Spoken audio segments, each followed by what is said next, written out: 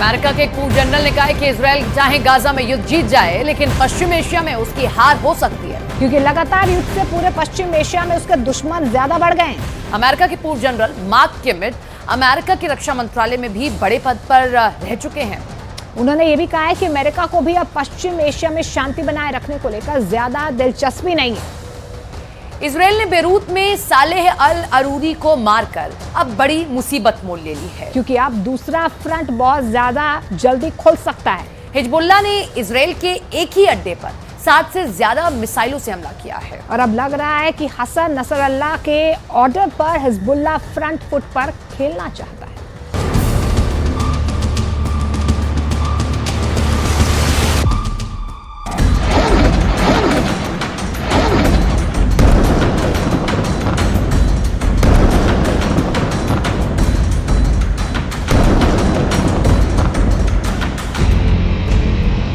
पहला धमाका,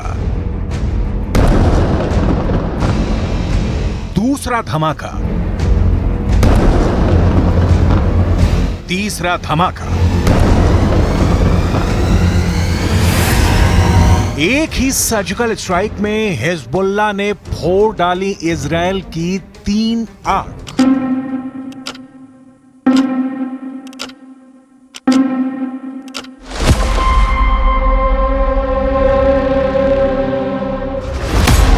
पहली आंख, दूसरी आंख, तीसरी आंख। हिजबुल्लाह ने मिसाइल अटैक करके इजराइल की 3 आंखों को फोड़ दिया। ये मेरान एयर सर्वेलेंस बेस है और यहां इजराइल के रेडार और कम्युनिकेशन सिस्टम थे, जिससे वो लेबनान में हिजबुल्लाह पर नजर गड़ाए रहता था।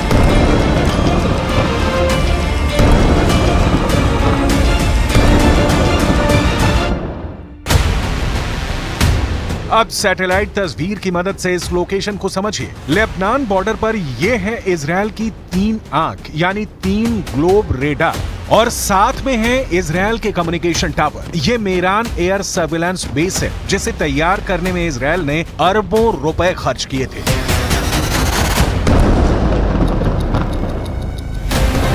यही वजह है कि लेबनान के हिजबुल्लाह ने इसे अपना सॉफ्ट टारगेट बनाया। बेरूत में हमास के डिप्टी चीफ सालेह अल अरूरी की मौत के बाद यह हिजबुल्लाह का इजराइल पर सबसे बड़ा हमला है।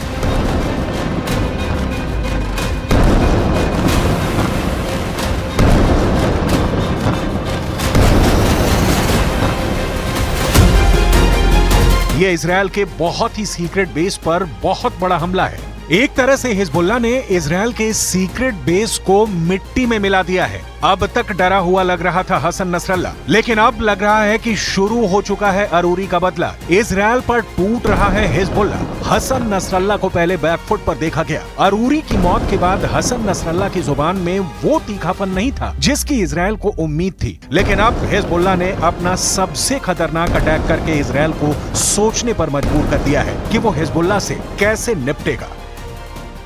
עדיין יש בג'באליה מחבלים, רק כעת הם פועלים ללא מסגרת וללא מפקדים. נתקלנו וגם ניתקל בירי רקטי ספורדי מהמרחב הזה. תקפנו אותו ונמשיך לתקוף ונמשיך להעמיק את ההישג באזורים האלה. זה דורש זמן. אין קיצורי דרך בלחימה בטרור.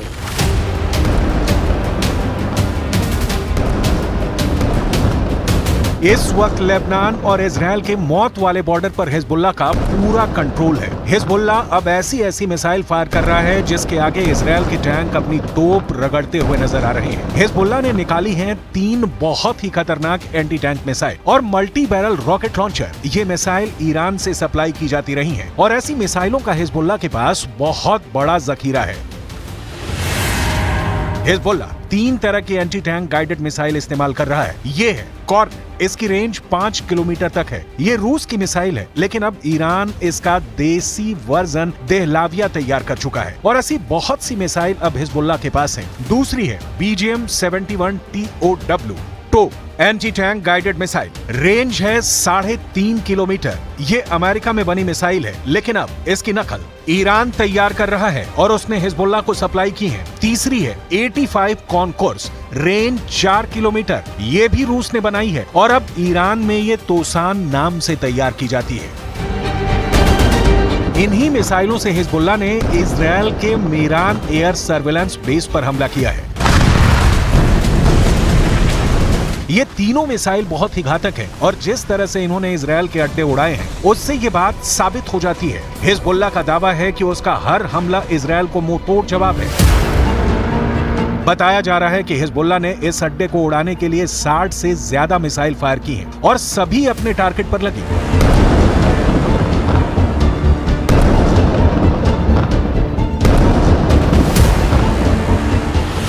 ये मीरान एयर सर्विलांस बेस के अंदर की तस्वीरें हैं, जिन्हें बहुत ही सीक्रेट माना जाता है। ये बेस 1967 में बनाया गया था ताकि लेबनान बॉर्डर पर नजर रखी जा सके। इसका कंट्रोल इजरायल की एयरफोर्स के पास है। इस बेस से हवाई टारगेट को भी ट्रैक किया जाता रहा है और रॉकेट और तोप के गोलों को भी ट्रैक किया जाता है ताकि लेबनान बॉर्डर से लगे उत्तरी इजरायल के इलाकों को सुरक्षित रखा जा सके। दक्षिण लेबनान और उत्तरी इजरायल के बीच जो बॉर्डर है, वहाँ तनाव बहुत ज्यादा है। कब कहां बम फटेगा, कहां धमाका होगा, ये या तो हिजबुल्लाह जानता है या फिर इजरायल की सेना। वैसे यहाँ के लोगों को भी पता है कि बहुत जल्दी युद्ध का एपिसेंटर गाजा से निकलकर लेबनान तक पहुंच सकता है। यहाँ तैनात संयुक्त राष्ट्र की सेनाएं भी अलर्ट मोड पर हैं। लगातार पेट्रोलिंग हो रही है। हमास के डिप्टी चीफ सालेह अल अरूरी की मौत के बाद हिजबुल्लाह के सामने बस 2 ही विकल्प है, या तो उसे मरना होगा या उसे मारना होगा। यही वजह है कि हिजबुल्लाह ने इजरायल के अड्डों को टारगेट करना तेज कर दिया है।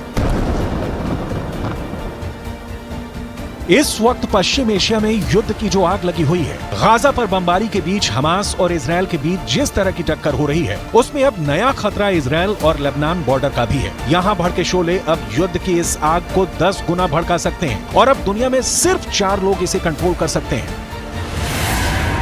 पहले हैं इजरायल के प्रधानमंत्री बेंजामिन नेतन्याहू, दूसरे हैं ईरान के राष्ट्रपति इब्राहिम रईसी, तीसरे हैं अमेरिका के राष्ट्रपति जो बाइडेन और चौथे हैं यूरोप से लेकर अमेरिका तक सबको हिला देने वाले रूस के राष्ट्रपति व्लादिमीर पुतिन।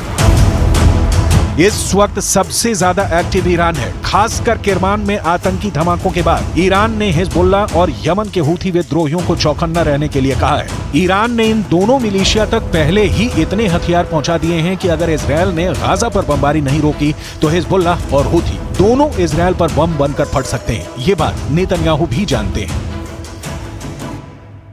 הנחתה את צה"ל לצאת למלחמה כדי לחסל את החמאס, להשיב את חטופינו ולהבטיח שעזה לא תהיה עוד איום על ישראל.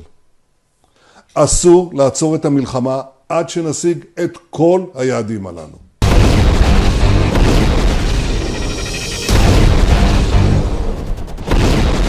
जब से सालेह अल अरूरी को इजरायल ने ड्रोन स्ट्राइक में मारा है, तनाव बहुत ज्यादा फैल गया है। ये ड्रोन स्ट्राइक बेरूत के दहिया इलाके में हुई, जिसे हिजबुल्लाह का गढ़ माना जाता है। दहिया में जब सालेह अल अरूरी को जब हमास के ऑफिस के करीब देखा गया, तब इजरायल का ड्रोन मौत बनकर टूट पड़ा।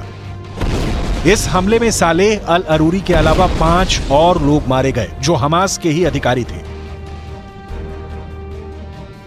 सवाल है कि क्या अरूरी की मौत का बदला अब सीधा युद्ध होगा, जिसमें बड़ी लड़ाई इजरायल और हिजबुल्लाह के बीच होगी। ऐसा युद्ध जिसमें इजरायल की तरफ होगा अमेरिका, जबकि हिजबुल्लाह की मदद करेगा ईरान। हालांकि बेंजामिन नेतन्याहू इससे पहले ही बेरूत को गाजा बनाने की धमकी दे चुके हैं।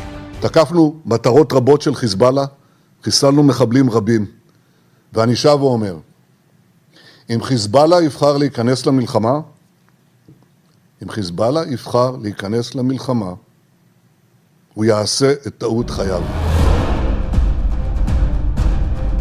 देखा जाए तो हिजबुल्लाह वो संगठन है जिसे ईरान से पूरी मदद मिलती है और ईरान हिजबुल्लाह को इजरायल के खिलाफ एक बड़े हथियार के तौर पर इस्तेमाल भी करता आया है। लेकिन इजरायल ने अगर हिजबुल्लाह का हाल हमास जैसा करने का फैसला किया तो लेबनान में वर्ष 2006 वाले युद्ध की तबाही दोहराई जा सकती है।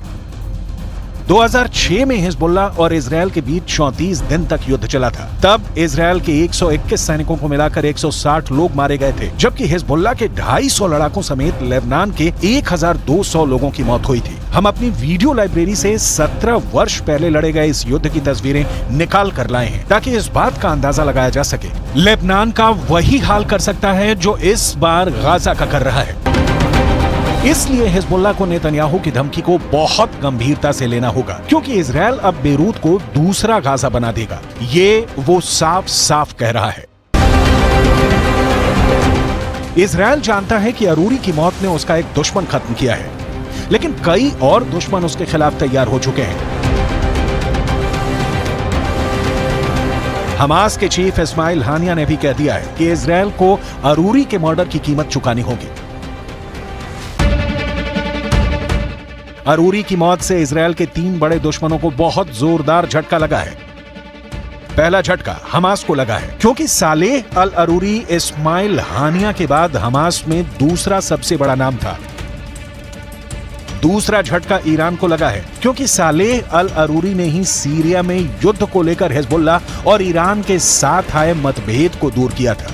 तीसरा बहुत बड़ा झटका हिजबुल्लाह को लगा है, क्योंकि इजरायल ने बता दिया है कि अब वो लेबनान की राजधानी बेरूत और हसन नसरुल्लाह के गढ़ को टारगेट करने से पीछे नहीं हटेगा।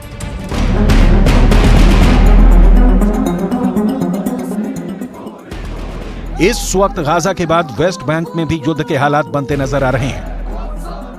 सालेह अल अरूरी की मौत के बाद वेस्ट बैंक में प्रदर्शन शुरू हो गए हैं। सड़कों पर हजारों लोग इजरायल के खिलाफ उतर आए हैं। हालात ऐसे हैं कि इजरायल को अब अपनी ड्रोन फोर्स को वेस्ट बैंक के ऊपर एक्टिव करना पड़ा है। देखा जाए तो वेस्ट बैंक इजरायल के खिलाफ 5वां मोर्चा है। इससे पहले गाजा की लड़ाई है, हिजबुल्लाह से लड़ाई है, हूथी से युद्ध का खतरा बढ़ता जा रहा है। इराक में ईरान समर्थित हश्द अल शाबी ने अमेरिका के ठिकानों पर हमले बढ़ा दिए हैं। अरूरी की मौत के बाद ये मोर्चे और मजबूत होंगे, इसमें कोई शक नहीं। ये युद्ध फैला तो समझ लीजिए कि बहुत से देश इसकी चपेट में आ जाएंगे।